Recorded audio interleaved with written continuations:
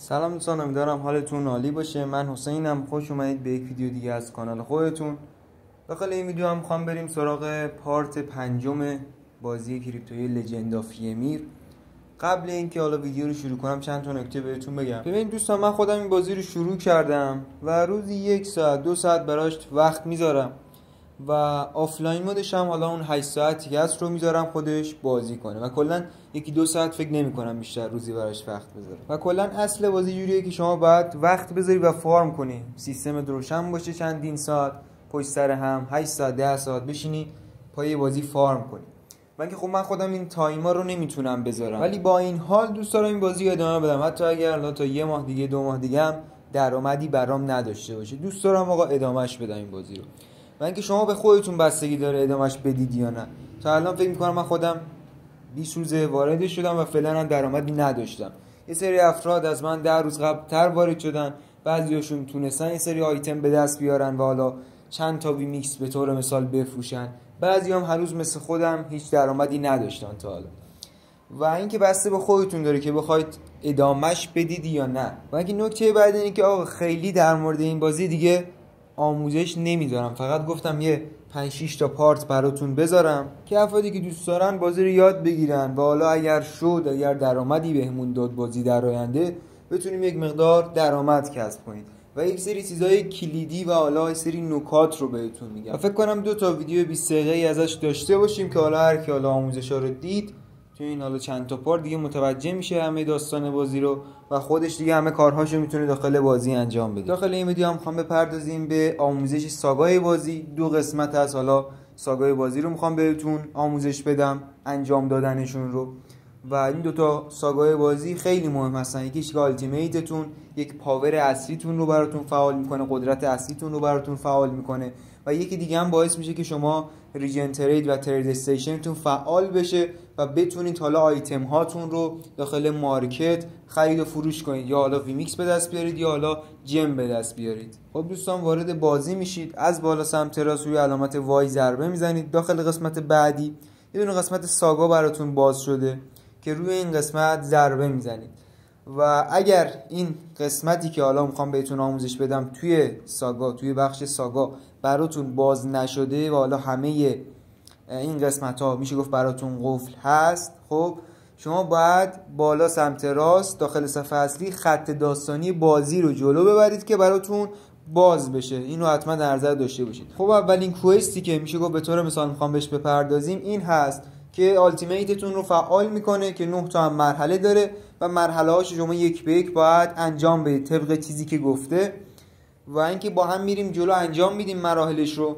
خب دوستان، داخل این قسمتی که براتون خط کشیدم اطلاعات رو به ما گفته داخل این مپ، داخل این قسمت شما باید بری یه حرکتی انجام بدی، یا باید بری با کاراکتر بازی صحبت کنی، یا باید بری یه چیزی پیدا کنی، یا باید بری یه چستی وا کنی، یا یک سری حرکت دیگه بزنی که اگر برید داخل اون مکان متوجه میشید و حالا از توضیحاتش هم میتونید متوجه بشید. و اینکه این پایین هم اگر 9 تاشو تک میکنید اون یک سری ریواردی که حالا نوشته رو بهتون میده. ببین، برای رفتن به اون لوکیشن بالا سمت راستش ما یه دونه علامت داریم، خب که اگر بزنید یک نقشه‌ای براتون باز میشه، نقشه همون جایی که ما باید بریم داخلش کار انجام بدیم. حالا یک بار دیگه میام داخل این قسمت. ببینید با قرمز رنگ تقریبا وسط صفحه برامون یه نقطه رو مشخص کرده، گفته باید بریم مثلا تو یک شهری داخل این نقطه. ما پس بالا سمت راست رو میزنیم، مپ رو برامون باز میکنه و سمت راست صفحه اسم اون نقطه‌ای که حالا به طور قرمز رنگ برامون نوشته بود رو اینجا پیدا میکنیم که گزینه اولش هست. گزینه اول همون چیزی که با ما گفته بود، روی ضربه میزنیم. اگر وارپ داشتیم که حالا وارپ میزنیم، اگر وارپ نداشتیم گزینه موو رو میزنیم و خودش شروع میکنه به حرکت کردن به سمت اون نقطه. وقتی کاراکتر شما تو اون نقطه‌ای که گفت وایستاد، بعد دوباره وارد قسمت ساگا بشید ببینید ازتون چی خواسته، و اینکه بالا سمت راست هم بهتون میگه که چه کاری باید انجام بدید. خب حالا من به ترتیب بهتون میگم که دیگه شما نخواهید برید بگردید یا برید حرکت اضافه‌ای بزنید. خب دوستان، از این دره که وارد شدید سمت راستش که برید یک در دیگه ای هست، خب که بغلش یه دونه کاراکتر هست. شما باید با این کاراکتر صحبت کنید. وقتی که صحبت میکنید تسک اولتون تکمیل میشه، براتون تیک میخوره. بعد از انجام تسک اول دوباره میرید داخل قسمت ساگا، میبینید که حالا تسک اول براتون تکمیل شده، 1 از 9 براتون پر شده. حالا میرید سراغ دومی و تیک خورده براتون، میرید سراغ دومی دوباره اون علامت قرمز رنگ، اون چیزی که حالا قرمز نوشته رو به خاطرتون میسپرید و بالا سمت راستش رو ضربه میزنید و اینکه داخل یک مپ دیگه ای داره به شما میگه بیا داخل این قسمت سوم تقریبا، که حالا روش وارپ میزنید و حالا این پرندهتون میاد شما رو به اونجا هدایت میکنه. خب دوستان وقتی وارد این قسمت شدید 180 درجه میچرخید، مستقیم میرید سمت راستتون. خب یک قسمتی که یک درخت است و بغلش باز دوباره یک کاراکتر، شما باید با این کاراکتر دوباره صحبت کنید. وقتی که با این کاراکتر صحبت میکنید تسک دومتون هم باز براتون تیک میخوره و میریم سراغ تسک سوم. باز تسک سوم اون قسمت قرمز رنگو یادتون باشه چی نوشته و بالا سمت راست میزنید، مپ رو براتون باز میکنه و سمت راست صفحه همون جایی که گفته رو انتخاب میکنید، یعنی الان میشه گزینه سوم و حالا روش وارپ میزنید و دوباره میرید داخل اون منطقه و ببینیم تسک بعدی چیه و اون رو بخوایم انجام بدیم. وارد این منطقه که شدید، حالا یه نفری داره من ریکوست میده، وارد این منطقه که شدید ببینید بغل تقریبا آبشار شماره میاره. شما این پل رو، این پلی که به اون ور ختم میشه رو میرید، سمت راست شما یه دونه کاراکتر هست، ابتدا با اون کاراکتر صحبت میکنید. بعد از اینکه با اون کاراکتر صحبت کردید این تسک هم براتون تکمیل میشه. وارد قسمت ساگا میشیم تا ببینیم تسک چهارم ما چیه. ببینید تسک سوم باز تیک خورد، تسک چهارم تو همین منطقه است. خب و میگه باید شما یک میشه گفت گلی رو پیدا کنید که شما از جایی که حالا این کاراکتر بازی بود میرید سمت راستش، میرید تقریبا نزدیک آبشار، گوشه صفحه همون جایی که دارید مشاهده میکنید یک گلی هست که حالا میشه گفت به طور مثال روی اون قسمتی که حالا برای جمع کردن گل هست ضربه میزنید و این که حالا این گل رو جمع میکنه یک میشه گفت قدرت یا انرژی به کاراکترتون خواهد داد و تسک چهارمون هم به همین راحتی تکمیل میشه. دوباره وارد ساگا میشیم و حالا قسمت پنجم داخل یک مپ دیگه ای هست که روی بالا سمت راست ضربه میزنید و شما رو وارد اون مپ میکنه و داخل اون مپی که حالا وارد شدین طبق چیزی که حالا خود تسک گفته وارد قسمت اول میشید و حالا دوباره روی گزینه وارپ ضربه میزنید. اینجا ما وارد شهر اصلی بازی شدیم، همون جایی که حالا میشه گفت با کاراکتر اول صحبت کردی و دوباره باید باهاش صحبت کنیم. دوباره روی ضربه میزنیم، یک صحبتی باش انجام میدیم و تسک پنجممون هم به همین راحتی تکمیل میشه. خب میریم سراغ تسک ششمی که ما داده، دوباره همون حرکات رو انجام میدیم، وارد مپی که گفته میشیم و حالا این قسمت چهارم هست تقریبا. روی قسمت چهارم من الان وارپ ندارم، روی قسمت موو ضربه میزنم تا کاراکترم بره به سمت مقصد و حالا اون شهری که اون تسک داخلش انجام میشه. و اینکه یه نکته دیگه هم که بهتون بگم اینه که اگر وارپتون تموم شد، توی ویدیو قبل بهتون آموزش دادم که داخل شهر اصلی میتونید برای خودتون حالا با دادن سیلور وارپ تهیه کنید که حالا راه‌ها رو بتونید برای خودتون کوتاه‌تر کنید و در وقتتون هم صرفه‌جویی بشه. خب دوستان حالا من رسیدم تقریبا اون قسمتی که گفته بود و دیگه حالا کاراکترتون داخل همینجا وای میسه، اگر موو هم بزنید میاد و این قسمت وای میسه. ببینید سمت چپ تصویر ما تقریبا یه سری المان ها داریم که همین روبرو تقریبا داخل خونه اولی که مشاهده میکنید، خب داخلش یه دونه چست است که باید اون چست رو شما باز کنید.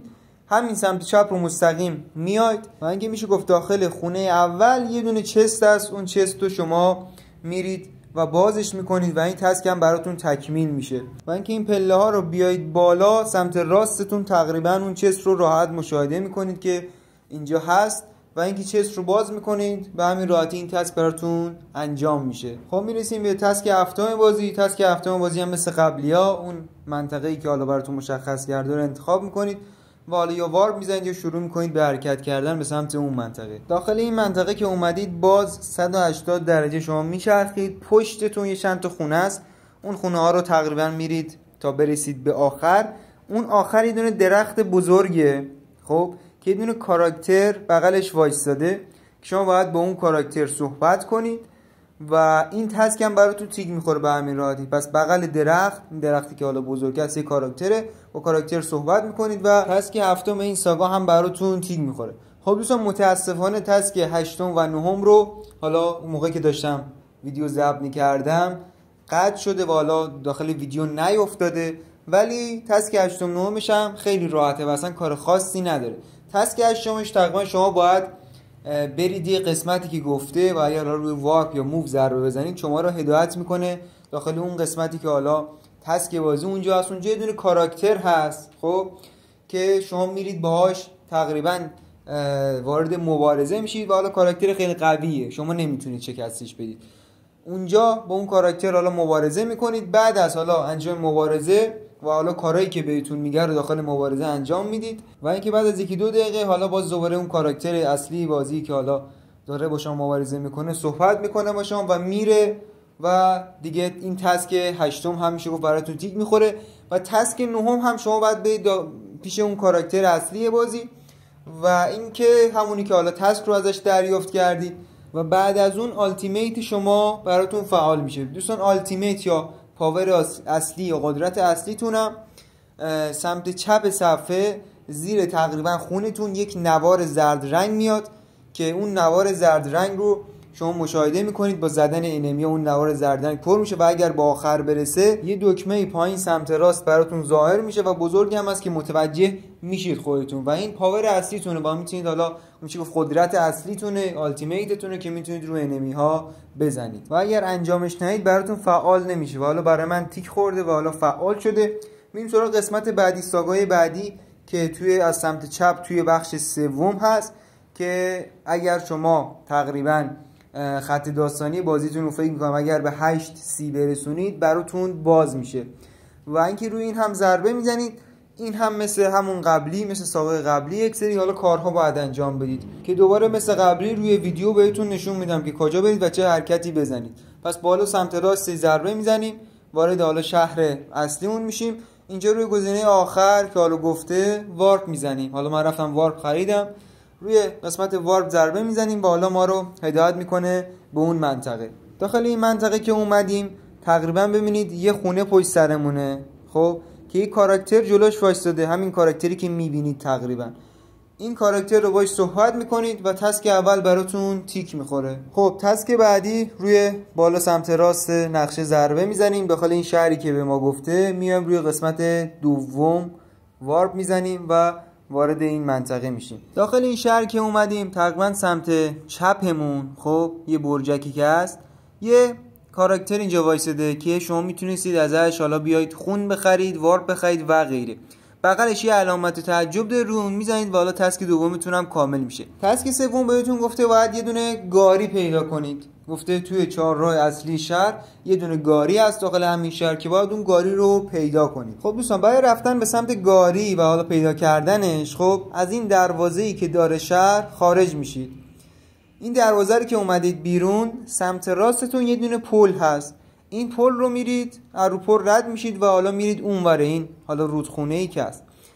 این رو مستقیم میرید تا برسید به گاری. همین مسیر رو اگر مستقیم برید به گاری میرسید. مستقیم مسیر رو طی میکنید میرسید به گاری و اینکه از الان فکر کنم دارید شما گاری رو مشاهده میکنید.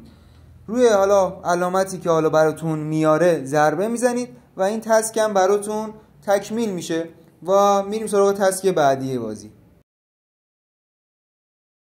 برای انجام تسک 4 هم وارد اون شهری که گفته میشیم و روی گزینه سوم ضربه میزنیم و خودمون رو اونجا وارپ میکنیم. تقریبا ما رو میاره جایی که چند تا مانستر هست که شما با این مانسترها، با این حالا انمی‌ها، با این غول‌ها مبارزه میکنید و اینکه چند نفرشون رو میزنید تا حالا این تسک براتون تکمیل بشه. اگر 5-6 نفرشون رو فکر میکنم بزنید این تسک براتون تکمیل میشه که حالا این رو انجام میدید. این افرادی که اینجا هستن رو میرید باشون مبارزه میکنید و حالا شکستشون میدید و چند نفرشون رو میکشید. خب بعد از تیک خوردن این تسک میریم سراغ تسک 5 وارد حالا اون شهری که گفته میشید و حالا روی قسمت 4 از سمت راست کلیک میکنید و وارد اون قسمت میشید. اینجا تقریبا شما رو آورده بغل چند تا خیمه و اینکه پشت خیمه ها اگر حالا ببینید و حالا بریم اونجا، پشت خیمه ها یک حالا برجک هست، بغل برجک یک حالا کیسه ای هست که شما باید این رو محتویات داخلش رو جمع آوری کنید که روی اون گزینه ای که حالا مشخص شده ضربه میزنید، محتویاتش رو جمع میکنه و حالا این تسک هم براتون تکمیل میشه. خب دوستان وارد تسک 6 میشیم، شهری که حالا ما گفته روی قسمت اول از سمت راست وارپ میزنیم و وارد اون قسمت میشیم. داخل این تسک، داخل تسک شیشم شما رو تقریبا بغل یک حالا حوضچه‌ای میشه گفت به طور مثال شما رو میاره که روبروتون تقریبا یه دونه جعبه هست که این جعبه رو شما باید باز کنید و بعد از باز کردن این جعبه این تسک هم براتون تکمیل میشه. خب دوستان میریم سراغ آخرین تسک هفتم بازی. روی اون مپی که گفته ضربه میزنید، روی آخرین گزینه خودتون رو وارپ میزنید و حالا وارد اون قسمت میشید. شما باید وقتی که حالا وارد اون شهر شدید، وارد اون قسمت شدید، همون تقریبا قسمتیه که حالا شما اومدید اولین کارتون رو انجام دادید، آخرین کارتون هم میشه گفت تقریبا با همون به پایان میرسه. دوباره باید برید پیش اون تقریبا فردی که حالا پیشش رفتید قبلا و بغل این خونه است دیگه، سمت راست بغل این خونه است که دوباره روی ضربه میزنید و حالا یه سری صحبت ها باهاش انجام میدید و این تسک هفتمتون هم تکمیل میشه. و اگر برید وارد بخش ساگاتون بشید میبینید این 7 از 7 پر شده، 7 تسکی که باید انجام میدادید رو شما تکمیل کردید و از پایین هم جوایزش رو میتونید کلایم کنید. این هیچ. و اینکه از این به بعد دیگه بخش ریجن ترید و ترید استیشن براتون فعال شده و دیگه میتونید داخل بازی بیاید آیتم هاتون رو با ویمیکس خرید و فروش کنید یا بیاید با جم خرید و فروش کنید.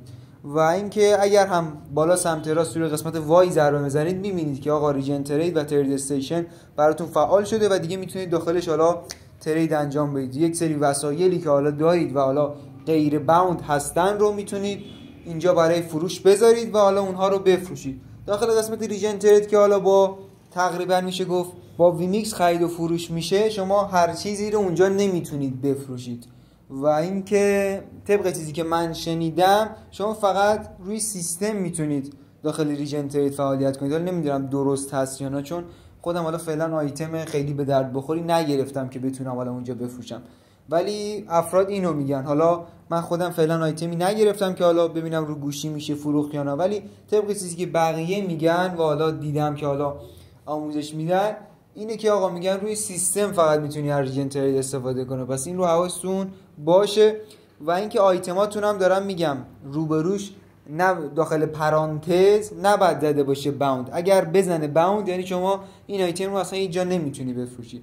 و چه داخل ریجن ترید چه داخل ترید استیشن هر دوش به همین صورته، آیتم های غیر بند رو شما میتونید بفروشید. و اینکه این دوتا آموزش ساگا بسیار مهم بود از نظر خودم. یکی اینکه آلتیمیتتون پاور اصلیتون رو فعال میکنه، دو اینکه شما میتونید خرید و فروش کنید و این رو حتما در نظر داشته باشید. برای اینکه اصلا بتونید این ساگاها براتون باز بشن شما باید خط داستانی بازی رو پیش برید. الان برای خودم تقریبا 3-4 تا بیشتر باز نیست که حالا همش رو انجام دادم و بقیهش قفله. چرا؟ چون خط داستانی بازیم پایینه. هر ما این خط داستانی رو ببرم بالاتر ساگاهای جدید برام باز میشه که حالا میتونم همش رو به ترتیب انجام بدم. پس اگر دیدید براتون باز نیست این دوتا قسمتی که حالا بهتون آموزش دادم، قسمت حالا مارکت بازی و حالا پاور بازی، اگر براتون باز نیست حتما باید شما این خط داستانی که حالا بالا سمت راست مشاهده میکنید رو تقریبا توی قسمتی ببرید و من دارم بهتون میگم تا 8C اگر بیارید این دوتا قسمتی که آموزش دادم براتون باز خواهد شد. و همین دیگه دوستان، بیشتر از این ویدیو رو طولانی نمی کنم. اگر سوالی داشتید، مشکلی داشتید حتما داخل کامنت ها بپرسید، بهتون جواب میدم. اگر ویدیو رو دوست داشتید حتما ویدیو ما رو لایک کنید، چنل ما رو سابسکرایب کنید، اون زنگوله رو هم بزنید که هر موقع ویدیو جدید گذاشتم سریع ازش باخبر بشید. دوستتون دارم، تا ویدیو بعدی، فعلا.